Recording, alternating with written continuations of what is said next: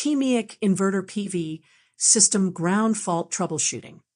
1. Ground fault occurs.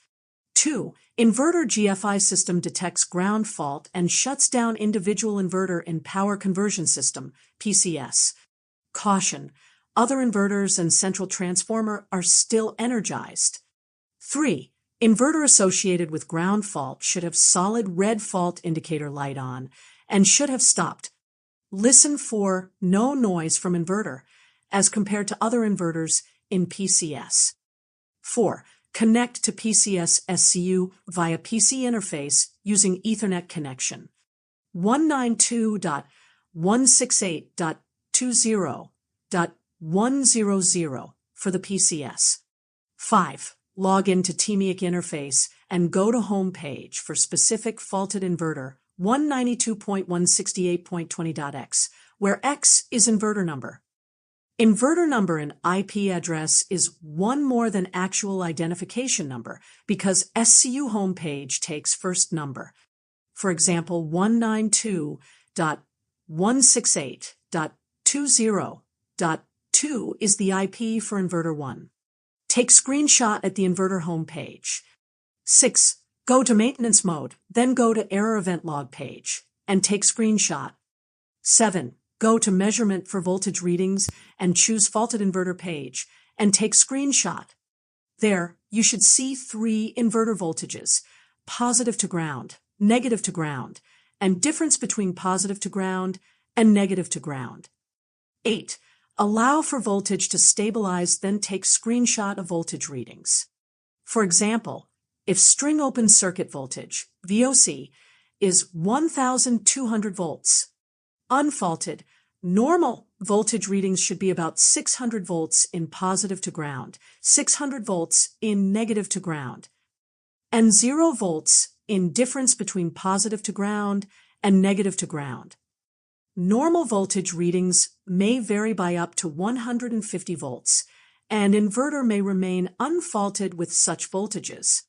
9. Go to electrical drawings and identify which combiner boxes, CMBs, are associated with faulted inverter. 10. Tech 1 goes and opens shut off all associated CMBs. 11.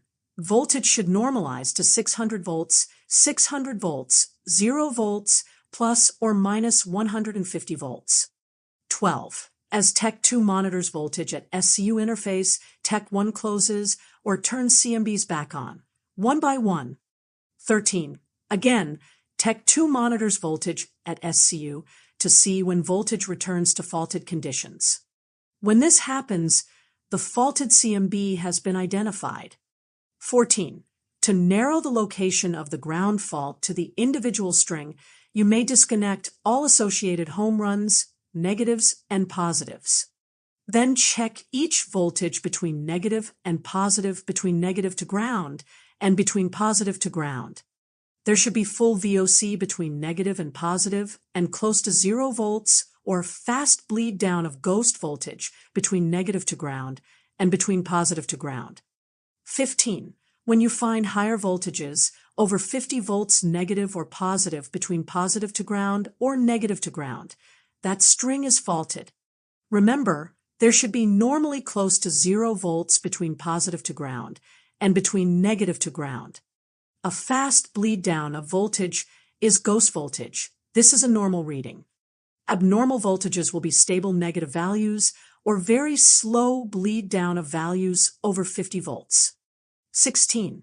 For the faulted string, you may narrow the fault location by noting the string VOC, in this case 1200 volts, then noting voltage reading between positive to ground and negative to ground. For example, if positive to ground is 400 volts and the negative to ground is 800 volts, divide each of these voltages by the individual module VOC. In this case, 49.8 volts, so the result are 8 modules between positive to ground and 16 modules between negative to ground. So, the fault should be located 8 modules from start of string or 16 modules from end of string.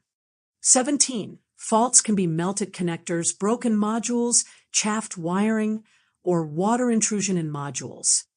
Module damage can be hairline cracks, circular, or other types.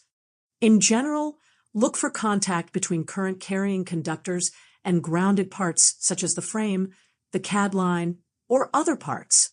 Remember that generally the module has current-carrying parts, the cells, and a grounded frame. For example, water intrusion to modules may cause a short from cell to frame. 18. Locate fault. Before repairing fault, de-energize affected area and lock out and tag out area. Repair fault or isolate and bypass fault, if unable to repair immediately. 19. Close all disconnected home runs and CMBs associated with faulted inverter. 20. Check to see that faulty readings have disappeared at SCU interface. 21. Perform inverter restart procedure.